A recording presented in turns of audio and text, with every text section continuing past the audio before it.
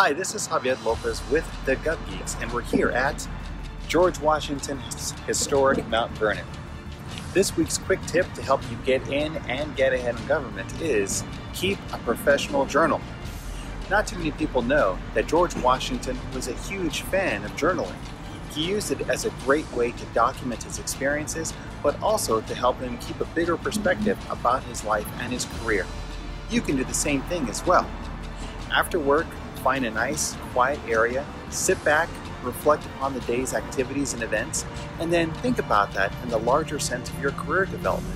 What are some things that you could be doing better? What are some things that are going great? Doing this type of journaling is going to help you build an excellent perspective and a good feeling about public service. Thanks so much for joining us. We'll see you next week. Take care.